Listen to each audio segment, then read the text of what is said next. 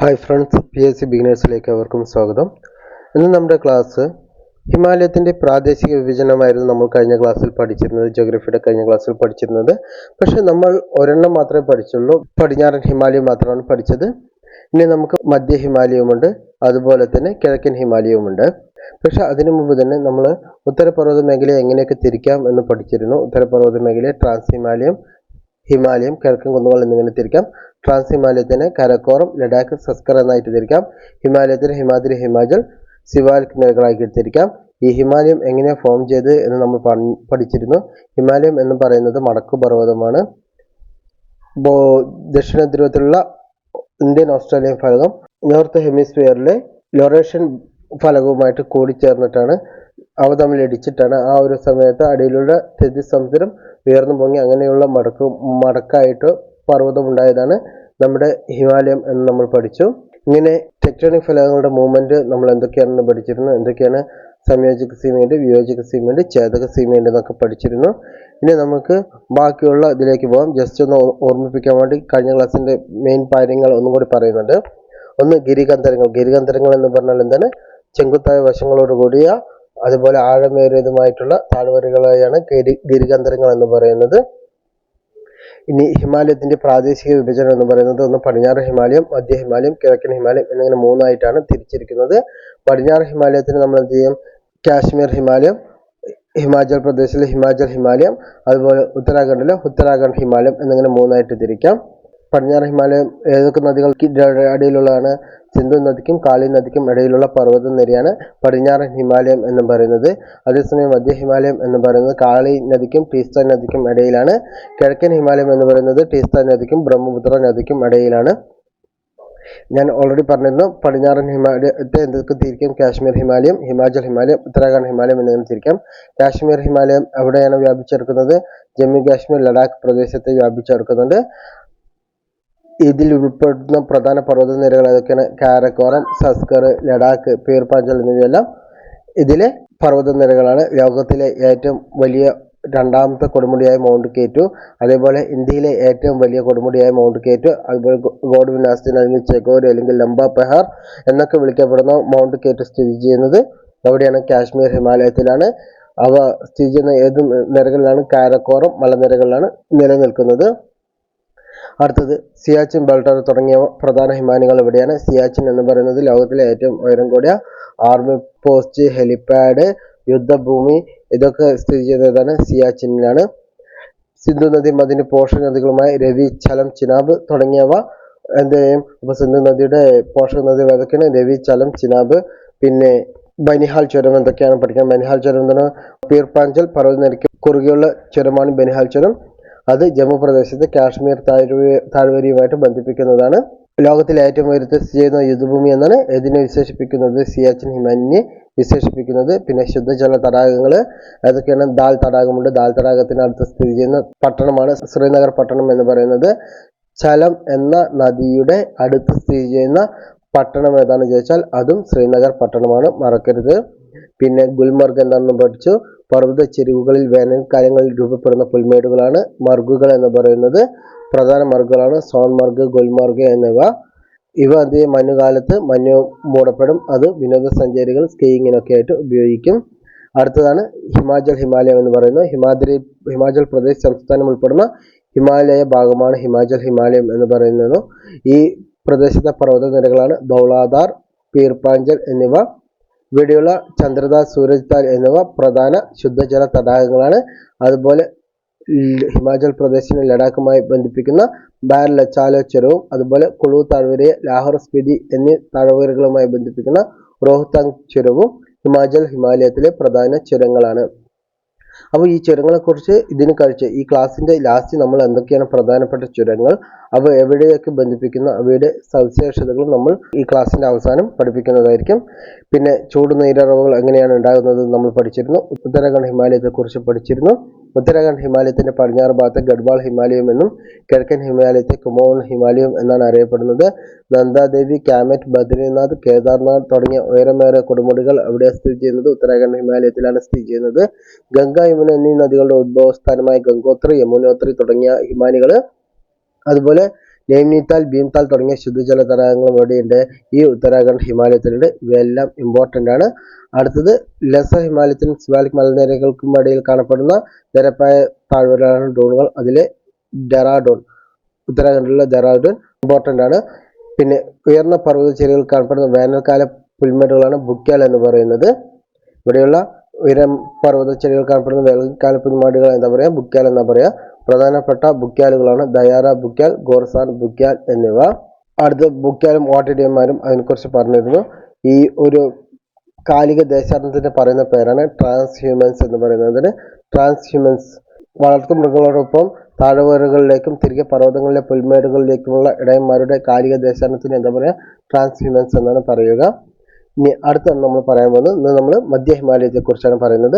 മധ്യ ഹിമാലയം എന്ന് പറയുന്നത് കാളി നദി മുതൽ ടീസ്ത നദി വരെയുള്ള ഹിമാലയ പ്രദേശമാണ് മധ്യ ഹിമാലയം എന്ന് പറയുന്നത്. അപ്പോൾ ഈ ടീസ്ത നദി എന്ന് പറഞ്ഞു, ടീസ്ത നദി നമുക്ക് എല്ലാവർക്കും അറിയാം. ടീസ്ത നദിയാണ് ഏറ്റവും വേഗത്തിലോടുന്ന നദി എന്ന് പറയുന്നത്. ഇതിനെ മധ്യ ഹിമാലയത്തിന് നേപ്പാൾ ഹിമാലയം എന്നും വിളിക്കും. കാരണം മധ്യ ഹിമാലയത്തിൽ നമ്മൾ നോക്കുകയാണെങ്കിൽ ഇവിടെ കാണുക, മധ്യ ഹിമാലയത്തിൽ നോക്കുകയാണെങ്കിൽ നമുക്ക് മെയിനായിട്ട് കാണപ്പെടുന്ന ഭാഗം എന്ന് പറയുന്നത് ഈ ഭാഗമാണ് മധ്യ ഹിമാലയം. ഈ മഞ്ഞായിട്ടുള്ള ഭാഗമാണ് മധ്യ ഹിമാലയം എന്ന് പറയുന്നത്. അവിടെ മെയിനായിട്ട് നേപ്പാളാണുള്ളത്. നമ്മുടെ പോർഷൻ എന്ന് പറയുന്നത് സിക്കിം മാത്രമാണ് ഈ മധ്യ ഹിമാലയത്തിൽ നമുക്ക് വരുന്നത്. അപ്പോൾ മധ്യ ഹിമാലയത്തെ കുറിച്ച് കൂടുതൽ പറയാനൊന്നുമില്ല. മധ്യ ഹിമാലയത്തിൽ പടിഞ്ഞാറൻ സിക്കിം, ഡാർജിലിംഗ് മാത്രമാണ് നമ്മുടെ ഇന്ത്യയിൽ ഉൾപ്പെടുന്നത്. ലോകത്തിലെ ഏറ്റവും ഉയരം കൂടിയ കൊടുമുടിയായ മൗണ്ട് എവറസ്റ്റ് സ്ഥിതി ചെയ്യുന്ന എവിടെയാണ്? നേപ്പാളിലാണ്. അത് ഈ മധ്യ ഹിമാലയത്തിലാണ് വരുന്നത്. കാഞ്ചൻജംഗ പർവ്വതം ഇന്ത്യ ചൈന അതിർത്തി സ്ഥിതി ചെയ്യുന്ന നാഥുല ചുരം ഈ പ്രദേശത്ത് സ്ഥിതി ചെയ്യുന്നു. അപ്പോൾ കാഞ്ചൻജംഗനെ കുറിച്ച് പറഞ്ഞിട്ടുണ്ട്. കാഞ്ചൻജംഗ എന്ന് പറയുന്നത് തർക്കരഹിത ഇന്ത്യയിലെ ഏറ്റവും വലിയ പർവ്വതമാണ് കാഞ്ചൻജംഗ എന്ന് പറയുന്നത്. കാഞ്ചൻജംഗയിലുള്ള ദേശീയോദ്യാനമാണ് കാഞ്ചൻജംഗ എന്ന് പറയുന്നത്. ഇത് സിക്കിമിലാണ് സ്ഥിതി ചെയ്യുന്നത്. ഏറ്റവും വലിയ മൂന്നാമത്തെ കൊടുമുടിയാണ് ഈ കാഞ്ചൻജംഗ എന്ന് പറയുന്നത്. കാഞ്ചൻജംഗയുടെ കിഴക്ക് ഭാഗത്ത് കൂടെ ഒഴുകുന്ന നദിയാണ് എന്തെന്ന് പറയുന്നത്? ടീസ്റ്റ എന്ന് പറയുന്നത്. കാഞ്ചൻജംഗ എന്ന പദത്തിന്റെ അർത്ഥം എന്താണ്? 5 treasures of snow എന്നാണ് അറിയപ്പെടുന്നത്. അപ്പോൾ കാഞ്ചൻജംഗയെ കുറിച്ച് ഇത്രയാണ് പഠിക്കാനുള്ളത്.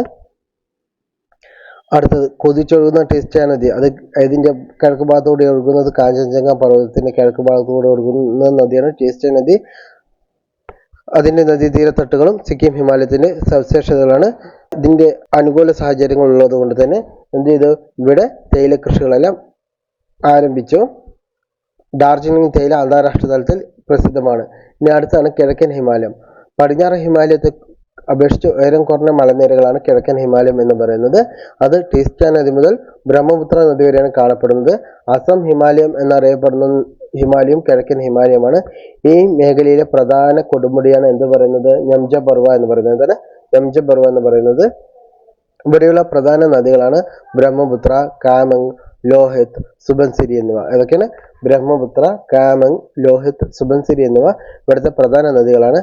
അരുണാചൽ പ്രദേശിനെ ടിബറ്റിലെ ലാസുമായി ബന്ധിപ്പിക്കുന്ന ബോഡില, മ്യാൻമാറുമായി ബന്ധിപ്പിക്കുന്ന ദിഫു എന്നിവ പ്രധാന ചുരങ്ങളാണ്. അപ്പോൾ ഇത്രയുമാണ് കിഴക്കൻ ഹിമാലയത്തെ കുറിച്ച് പഠിക്കാനുള്ളത്. അപ്പോൾ ഹിമാലയത്തെ മൂന്നായി തരംതിരിച്ചിരിക്കുന്നത് പ്രാദേശികമായിട്ടുള്ള വിഭജനമാണ്. ഇനി ഇതിൽ പിന്നെ പറയാനുള്ളത് എന്താണെന്ന് വെച്ചാൽ മധ്യ ഹിമാലയം നമ്മൾ പറഞ്ഞിരുന്നു. മധ്യ ഹിമാലയത്തിൽ നമ്മൾ നേപ്പാൾ ഹിമാലയം എന്നറിയപ്പെടുന്നു. ഇവിടെയുള്ള പ്രധാനപ്പെട്ട കൊടുമുടികൾ അതൊക്കെയാണ് എവറസ്റ്റും കാഞ്ചൻജംഗ പറഞ്ഞിരുന്നു. ഇനി കുമോൺ ഹിമാലയം എന്ന് പറയുന്നത് ഏതാണ്? ഉത്തരാഖണ്ഡ് ഹിമാലയത്തിന് നമ്മൾ എന്ത് ചെയ്യുക? പടിഞ്ഞാറ് ഭാഗത്തെ ഗഡ്വാൾ ഹിമാലയം എന്നും കിഴക്കൻ ഭാഗത്തെ കുമോൺ ഹിമാലയം എന്നും അറിയപ്പെടുന്നു. ഇനി പൂർവാചൽ കുന്നുകൾ.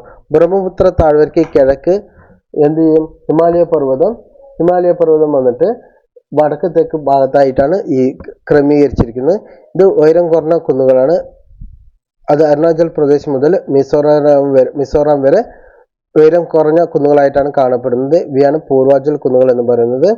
പത്കായ്ബും, നാഗക്കുന്ന്, മീസാക്കുന്ന്, മണിപ്പൂർ കുന്ന് ഇവയെല്ലാം ഇതിന് എക്സാമ്പിളാണ്. ചിറാപുഞ്ചി, മൗസിൻഡാം. ലോകത്തെ ഏറ്റവും കൂടുതൽ മഴ ലഭിക്കുന്ന പ്രദേശങ്ങൾ എവിടെയാണുള്ളത്? ഈ ഖാസി കുന്നുകളാണുള്ളത്. ഈ ഖാസി കുന്നുകൾ എവിടെയാണുള്ളത്? അത് മേഘാലയയിലാണുള്ളത്.